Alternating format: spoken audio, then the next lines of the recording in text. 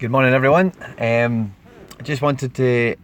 I've been basically working on a wee list of wee criteria over the last couple of weeks for making a wee video, and I thought, you know what, Saturday morning, right before a match day, this is useful information for you to be tracking players with and to try and sniff out the opportunity to buy on a certain player. Okay, now throughout the time doing the channel so far, we've spoken a lot about really match day holdings, short term holdings, over the next kind of 2 or 3 weeks, the next kind of spell, and we've set out different things in the last couple of videos. But the thing with Football Index is the big winners in terms of, I bought this guy at £1.80, he's now £5, and all this type of stuff as well. Is you really need to be holding somebody for a great length of time to see that kind of return, or get mega lucky and buy them right before they just go on a massive spike and jump right up.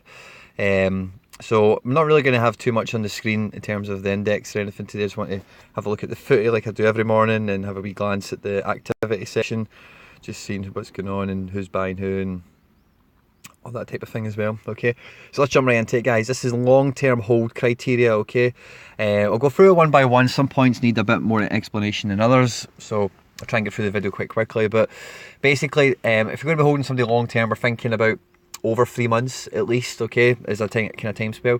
Ideally, point number one, you want that person to be able to earn you goals and assists, clean sheets, whatever, in the first 30 days, because that is just, if you're going to be holding long term, that gives you a really great cushion going forward for the next 3 months plus to 12 months, 24 months, whatever it might be.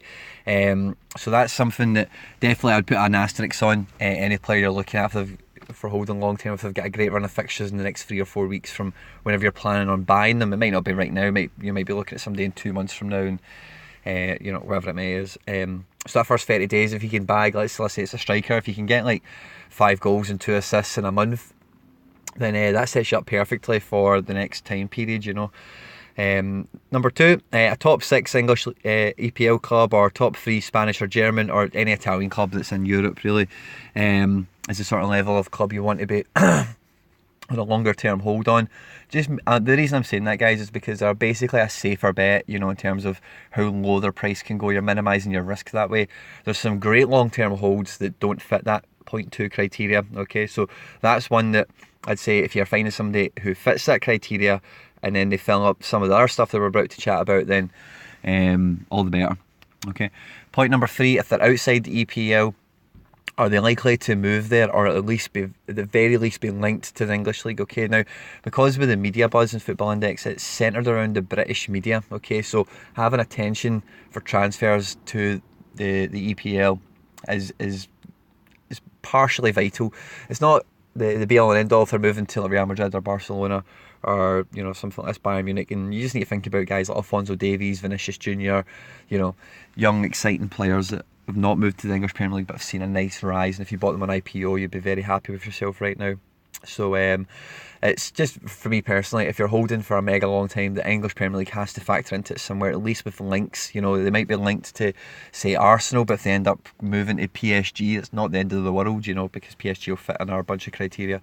Point number 4, if they meet criteria too, could or would their next move be to a top tier club? Okay, and the 4 I've listed here are just the 4 that I think are the biggest media magnets in the game, and that's Real Madrid, Barcelona, Man City, Man United.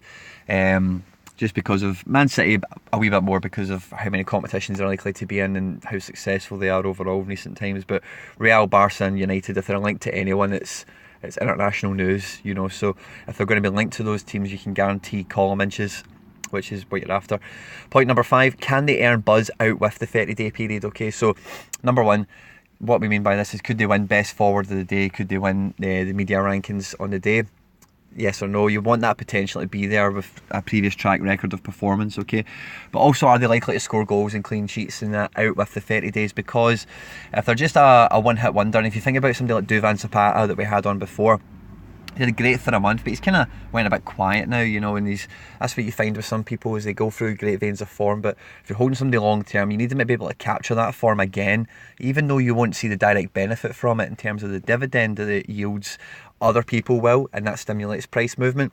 So, you know, that's something to consider as well. Are they just, you know, if you look at point number one, are they playing like the bottom 5 teams in the league, and then the rest of the time you're going to hold them for they're going to have tough games and not do very well? That's not really productive. It's not really what you're after. Point number 6, younger than 28. That is a bit of a guideline. You know, Ronaldo's a good hold at 34 for a few reasons. We spoke about that already. But if you think about guys like Higuain and people who are a bit older, they've got a limited lifespan, and you want something, if it's a long-term hold, that has a lot of room for growth and a lot of potential and a lot of possibilities that can happen, you know. Number 7, they're in Europe either this year, or you know they're going to be in Europe next year, because that still holds a good bit of value. And point number 9, you've tracked their price for long enough. Pardon me. Point number 8, they're undervalued at the market as it stands. So you've seen a pre-established ceiling that they've fallen away from, and you think, do you know what, in the next 6 months when this happens or that happens, then their price is really going to pop back up. And I can see already that they've already set that bar. My target is already there. The market's now bigger since they were at that bar, so when they get back to that level they should exceed it. You know, this type of thing, you've tracked their price. It's not something you're just doing on the hop. A long-term hold has to be something that you've tracked and followed for as long a time as you deem necessary before making a purchase. Okay. Point number 9, if you've tracked their price, you've identified a safe floor to buy them from. Okay, and again, we've spoken about that in recent videos. If you don't know totally what I'm talking about, just look at the last couple. Like, we're talking about Ronaldo and Zaniolo and a few other bits and pieces. But you're buying them on a level where you know pretty much everyone else who's holding that position is also holding. They're not going to drop in the immediate future, you know. So people go through match day hikes, you know, and you'll see this over the weekend. So that's part of the reason I want to do the videos. Just watch players right before a game, they pop up, and right after a game, if they don't do what people have imagined they're going to do, they'll take a dip, you know. So are you buying without that kind of variance taking place on their price? You know, you're buying them from a safe floor where you know this is a good price. It might go a little pence below, but you know what, where they're at right now, I'm really happy to buy, and I know they're not going to fall off a cliff in the next month and make me regret or double guess my decision in buying them. You need to be buying them from a safe point of view so that you can keep yourself patient, because that's a big part of it, is keeping yourself patient. Okay, and then the last one here, guys, is are they English? Okay, now if they're English and they fit any of this criteria, then they're pretty much going to be a safe bet overall. We were chatting last night to somebody in the comments section about Hudson-Odoi, and Hudson-Odoi ticks a lot of these boxes, you know, and the main one being that he's English. If Hudson-Odoi was like Argentinian or something like that, he wouldn't be £8. He would be, you know, maybe £4, 5. He'd be closer to like a Frankie de Jong level or something like this, you know.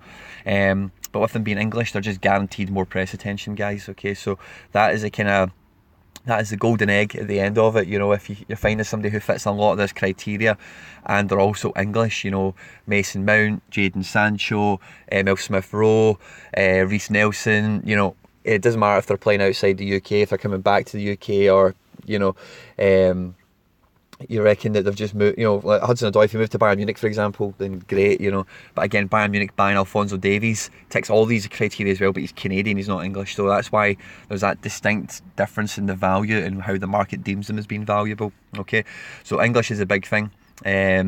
That isn't essential, but if you've got it, I say it's just a real cherry on top of the cake, guys. Okay, so hope this serves you well, guys. Please interact in the comments section what you think of this criteria. If I missed something out, is there something I should have emphasised a little bit more?